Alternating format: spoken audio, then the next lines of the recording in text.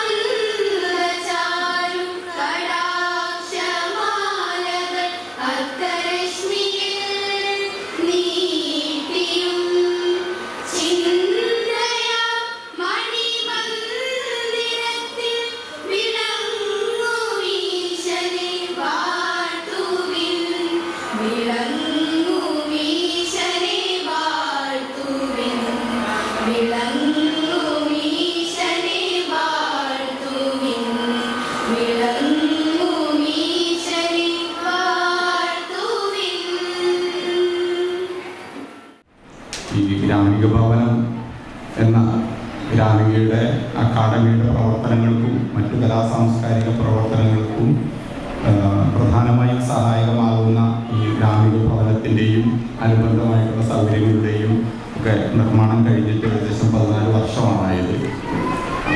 അതിനുശേഷമാണ് നമ്മൾ ഗ്രാമികയിലെ കുട്ടികളുടെ സംഗീത പഠനത്തിനും മറ്റു പഠന കാര്യങ്ങൾക്കൊക്കെ ആയിട്ടുള്ള ഗ്രാമിക അക്കാദമി നമ്മൾ ആരംഭിക്കുന്നത്. അതിപ്പോൾ 14 വർഷം ആകും. 14ാമത്തെ വിദ്യാരംഭ പരിപാടിയാണ് നമ്മൾ നടക്കുന്നത്. ഇപ്പോൾ എല്ലാ വർഷവും നമ്മൾ വിദ്യാരംഭ ദിനത്തിൽ കുട്ടികൾക്ക് പുതിയതായി സംഗീതവും മറ്റു കലകളും പഠിക്കുന്നതിന് വിദ്യാരംഭ ദിനത്തിൽ തുടക്കം കുറിക്കണം എന്ന് ആഗ്രഹിക്കുന്ന കുട്ടികൾക്കോ രക്ഷിതാക്കൾക്കോ വേണ്ടിയിട്ടാണ് നമ്മൾ വിദ്യാരംഭ ദിനത്തിൽ ഈ പരിപാടികൾ സംഘടിപ്പിക്കുന്നത്.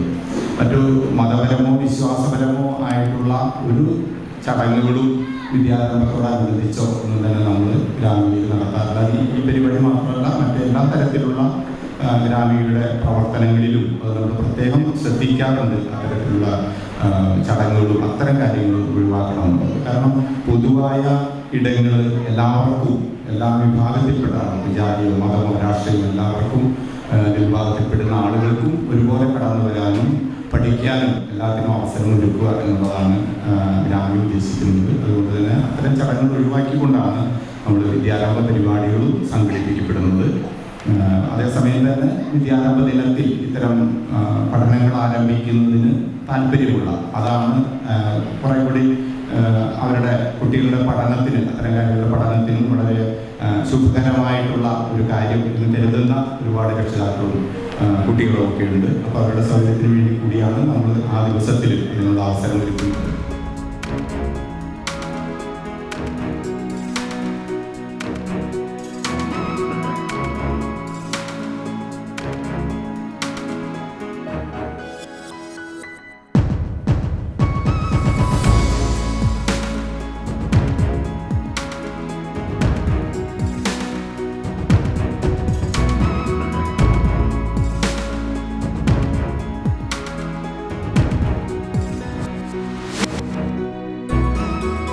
ഈ ദിവസം തന്നെ നമുക്ക് എല്ലാവർക്കും വലിയ സന്തോഷം ഉണ്ടാക്കുന്ന രീതിയിൽ പ്രഗത്ഭരായിട്ടുള്ള ആളുകളുടെ അല്ലെങ്കിൽ വ്യക്തിത്വങ്ങളുടെ സാന്നിധ്യം നമുക്ക് വലിയ സന്തോഷം കൂടി ഉണ്ടാവുകയാണ്.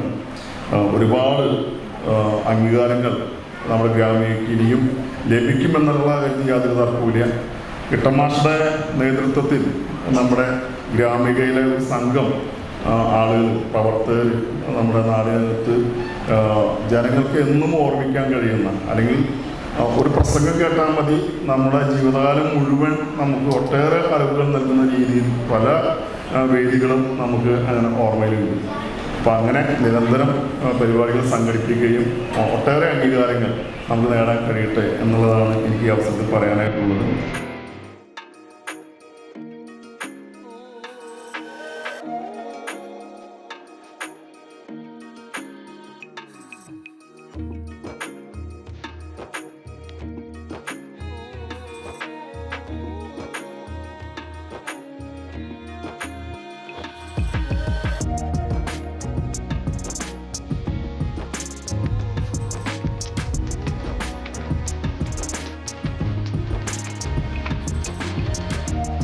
വിദ്യാരംഭം ഒരു കുട്ടിയുടെ ജീവിതത്തിലേക്കുള്ള ചുവടുവെപ്പാണ്. അപ്പോൾ നമ്മുടെ മുമ്പിൽ ഒരു മാതൃക ഉണ്ടാകുന്നത് തീർച്ചയായും നല്ലതാണ്. എങ്ങനെയാകണം, ആരെപ്പോലെയാകണം, പഠിച്ച് എവിടെ വരെ എത്തണം, തീർച്ചയായും ആ സ്വപ്നം നമുക്ക് നെയ്തെടുക്കാൻ നമ്മുടെ മുന്നിൽ ഒരു മാതൃക ഉണ്ടാകുന്നത് നല്ലതാണ്. അത് വലിയ പ്രതീക്ഷയാണ്. അച്ഛനും അമ്മയും വലിയ പ്രതീക്ഷയോടെയാണ് വിദ്യാരംഭം കുറിക്കുന്നത്. വിദ്യ നേടാൻ വർഷങ്ങൾക്ക് മുമ്പ് തന്നെ ആ കുട്ടി ശ്രമിച്ചു തുടങ്ങിയിട്ടുണ്ട്. പ്രകൃതിദത്തമായ അറിവ് നേടലാണ്. അത് കുറെ കൂടി ശാസ്ത്രീയമാകുകയും അത് ജീവിതത്തിൽ ഏതെല്ലാം തരത്തിലെത്താൻ പറ്റുമോ അവിടെയെല്ലാം എത്താവുന്ന ആർജവം ഉണ്ടാക്കുകയും ചെയ്യുന്നതാണ്. അവിടെയാണ് അവർക്കെല്ലാം മാതൃകയാക്കാവുന്ന ഒരു ഗുരുനാഥനെ ഗ്രാമിക ഈ സ്റ്റേറ്റിൽ ഇരുത്തിയിട്ടുള്ളത്. അത് നമ്മുടെ തോമസ് മാസ്റ്ററാണ്. ഇനി ആരെപ്പോലെ ആകണം എന്ന് കുട്ടികൾക്ക് ആഗ്രഹിക്കേണ്ട മറ്റൊന്നുമില്ല, മാഷെ പോലെ ആകണം എന്ന് തന്നെയാണ്. അതിലപ്പുറം ഒന്നുമില്ല. എൻ്റെ പ്രിയപ്പെട്ട ഗുരുനാഥൻ, നമ്മുടെ എല്ലാം പ്രിയപ്പെട്ട ഗുരുനാഥൻ, കേരളത്തിൻ്റെ ഗുരുനാഥൻ, മലയാളിയുടെ ഗുരുനാഥൻ, തലമുറകളുടെ ഗുരുനാഥൻ തോമസ് മാസ്റ്ററുടെ മുന്നിലാണ് നമ്മളിരിക്കുന്നത്, നമ്മുടെ മക്കളിരിക്കുന്നത്. അങ്ങനെ എല്ലാവർക്കും ആദരണീയനായ എൻ്റെ പ്രിയപ്പെട്ട ഗുരുനാഥൻ്റെ ഒപ്പം ഇങ്ങനെ ഇരിക്കാനും ആ ചടങ്ങ് ഉദ്ഘാടനം ചെയ്യാനും കഴിഞ്ഞു എന്നതിൽ എനിക്കും സന്തോഷം പോരാ, അഭിമാനം ഉണ്ട്. അതിന് എനിക്ക് ത്രാണിയുണ്ടോ, കെൽപ്പുണ്ടോ, കഴിവുണ്ടോ എന്നതൊക്കെ സംശയമാണ്. എങ്കിൽ പോലും ഗ്രാമിക അതിനനുസരിച്ചു ഞാനിവിടെ നിൽക്കുന്നു. ആ സന്തോഷം പങ്കിടുന്നു. എൻ്റെ പ്രിയപ്പെട്ട ഗുരുനാഥൻ, നിങ്ങളെല്ലാം ഗുരുനാഥൻ, ഹൃദയം നിറഞ്ഞ, മനസ്സ് നിറഞ്ഞ എല്ലാ ആദരവും നിങ്ങൾക്ക് വേണ്ടിയും എനിക്ക് വേണ്ടിയും സമർപ്പിക്കുന്നു. തോമസ് മാസ്റ്റർ ശതാഭിഷിക്തനായ ദിവസം ഞാൻ അദ്ദേഹത്തെ വിളിച്ചു. എന്താ മാഷേ എന്നെ അങ്ങനെ വിളിക്കുക? എനിക്കത് വലിയ അഭിമാനമുണ്ട്. എന്തായാലും കേന്ദ്ര എന്ന് വിളിക്കാം, അതേ വിളിക്കുള്ളൂ. എങ്കിലും മാഷേ എന്ന് വിളിച്ചു. ഞാൻ അഭിനന്ദനങ്ങൾ എന്ന് പറഞ്ഞു. മാഷ് പറഞ്ഞു, എന്തിനാ? പിറന്നാളല്ലേ, അതുകൊണ്ടാണ്. എനിക്ക് അതൊന്നുമല്ല വേണ്ടത്. എന്താ, എത്ര കൊല്ലം ജീവിച്ചിരുന്നാലും അത് മുഴുവൻ എനിക്ക് അധ്യാപകനാകണം എന്ന ആഗ്രഹമാണ്. ഉള്ളിൻ്റെ ഉള്ളിൽ നിന്നും ഒരു അധ്യാപക വ്യക്തിയുടെ കൃത്യമായ വാക്കുകളാണ്. എനിക്ക് അധ്യാപകനാവണം ജീവിതം മുഴുവൻ. റിട്ടയർമെൻറ്റ് എന്നൊന്നുമില്ല, ജീവിതം മുഴുവൻ അധ്യാപകനാണ്. ഒന്നുകൂടി ഉണ്ട്. പണ്ട് അതിന് മുമ്പ് ഞാൻ മാഷെ അടുത്ത് ചെന്ന് പലതും സംസാരിച്ചപ്പോൾ മാഷെ ഒരു കാര്യം പറഞ്ഞു. ഒരു നല്ല അധ്യാപകൻ എന്നും നല്ല വിദ്യാർത്ഥിയും ആണ്. മാഷെ മനസ്സിലായോ എന്ന് എന്നോട് ചോദിച്ചു. ഞാൻ ഇങ്ങനെ കാത് കൂർപ്പിച്ചിരിക്കുക മാഷ് എന്ത് പറഞ്ഞു കേൾക്കാൻ. മാഷ് നല്ലോണം പറഞ്ഞു, നല്ല അധ്യാപകൻ എന്നും നല്ല വിദ്യാർത്ഥിയാണ്, നല്ല വിദ്യാർത്ഥിക്ക് എന്നും നല്ല അധ്യാപകനാകാൻ കഴിയും. ഇത് ജീവിതത്തിൽ പ്രാവർത്തികമാക്കിയ വ്യക്തിയാണ് തോമസ് മാസ്റ്റർ. ഞങ്ങൾ സെൻറ്റ് തോമസ് കോളേജിൽ ഒന്നിച്ച് ജോലി ചെയ്തിട്ടുണ്ട്. അതിന് മുമ്പ് എൻ്റെ അധ്യാപകനായിരുന്നു. അതിനുശേഷം ഞങ്ങൾ 2 രംഗത്ത് പ്രവർത്തിച്ചു. പക്ഷേ വളരെ അടുത്ത ബന്ധം നിലനിർത്താൻ കഴിഞ്ഞിട്ടുണ്ട്. ഏത് തരത്തിലൊക്കെയാണ് എന്നെ സഹായിച്ചിട്ടുള്ളതെന്ന് ഞാൻ വിവരിക്കാൻ ശ്രമിക്കുന്നില്ല. അത്രയധികമുണ്ട്. ഹൃദയം നിറഞ്ഞ നന്ദി വാക്കുകളെ കൊണ്ട് രേഖപ്പെടുത്താൻ, കുറിക്കാൻ, അടയാളപ്പെടുത്താൻ പറ്റില്ല. പലപ്പോഴും പലതും നമ്മുടെ വാക്കുകളെ കൊണ്ട് പറയാൻ പറ്റാത്തതുണ്ട്, അല്ലെങ്കിൽ യഥാർത്ഥത്തിൽ ധ്വനിപ്പിക്കാൻ പറ്റാത്തതുണ്ട്. ഹൃദയവികാരങ്ങൾ പലതും അതാണ്. പല വാക്കുകൾ കൊണ്ടും അത് പൂർണ്ണമായിട്ടും പ്രതിഫലിപ്പിക്കാൻ കഴിയില്ല. അത്ര ബന്ധമാണ് തോമസ് മാസ്റ്റർ. അത്രയും ബഹുമാനമാണ്.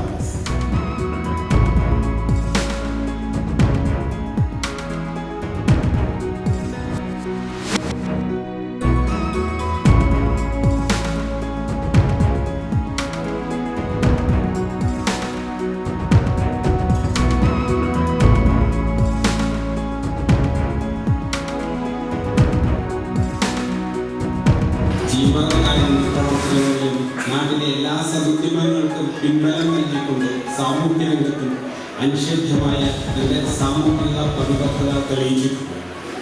ഗ്രാമീണയുടെ അടിസ്ഥാന സൗകര്യ വികസനത്തിന് ഊർജ സ്രോതസ്സായി പ്രവർത്തിച്ച പ്രൊഫസർ പി സി തോമസ് മാസ്റ്റർക്ക് കർമ്മനിരതമായ ജീവിതത്തിൽ സർവ്വസൗഭാഗ്യങ്ങളും ആശംസിച്ചുകൊണ്ട് ശതാഭിഷേക വേളയിൽ സ്നേഹാദരങ്ങളുടെ ഗ്രാമീണ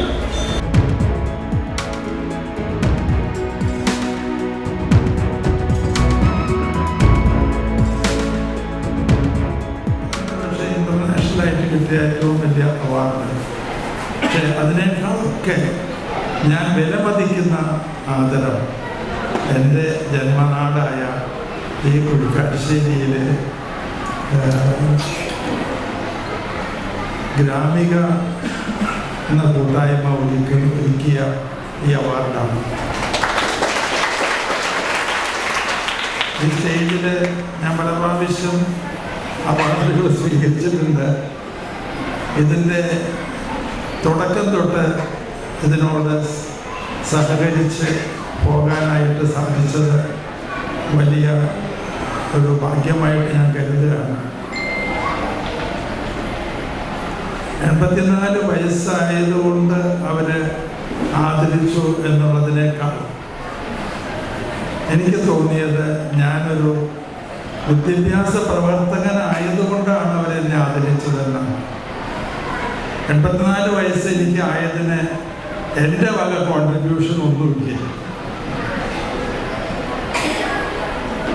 പക്ഷെ ഞാൻ തെറ്റായ മാർഗങ്ങളിലൊന്നും ജീവിച്ചിട്ടില്ല എന്നുള്ളതായിരിക്കാം ഒരു കാരണം.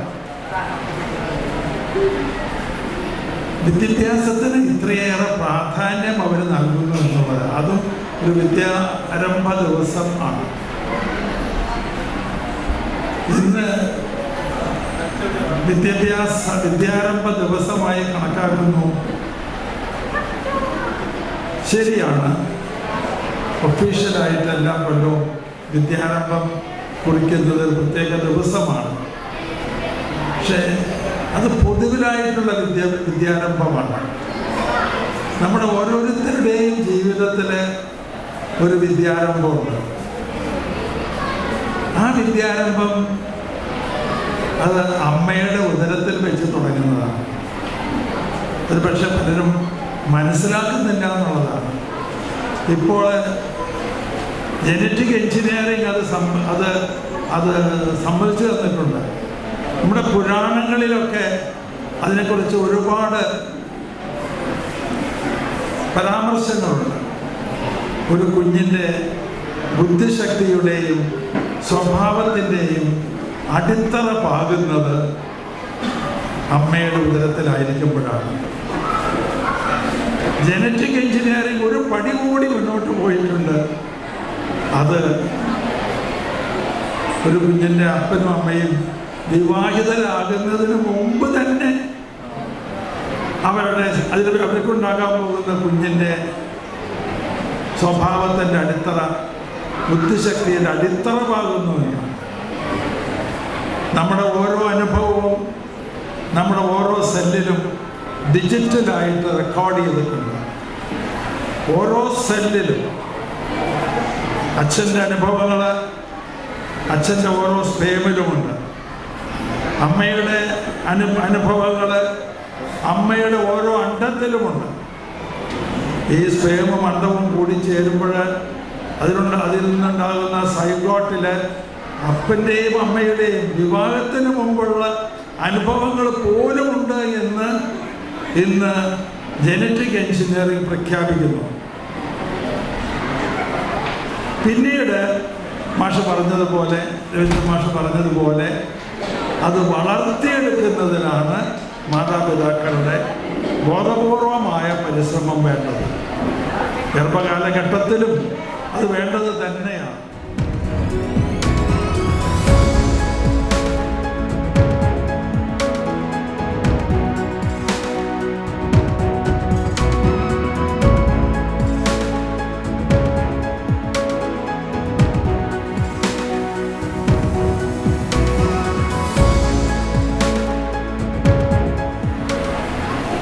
ഒരു അധ്യാപകൻ എങ്ങനെയാവണം, ഒരു അധ്യാപകൻ എന്തായിരിക്കണം എന്നത് സംബന്ധിച്ച് ചുരുക്കം വാക്കുകളിലൂടെ തോമസ് മാഷ് മറുപടി പ്രസംഗത്തിൽ ഇവിടെ വ്യക്തമാക്കപ്പെട്ടിട്ടുണ്ട്. നമുക്ക് ലോകത്തിൻ്റെ 7 കടലുകൾക്കപ്പുറത്തു നിന്ന് അവാർഡുകളും സ്വീകരണങ്ങളുമൊക്കെ ലഭിച്ചേക്കാം. എന്നാൽ ബൈബിളിൽ ഒരിക്കൽ എഴുതി വച്ചത്, വായിച്ച് കേട്ടത്, ഒരു പ്രവാചകനും സ്വന്തം നാട്ടിൽ ആദരിക്കപ്പെടില്ല എന്നാണ്.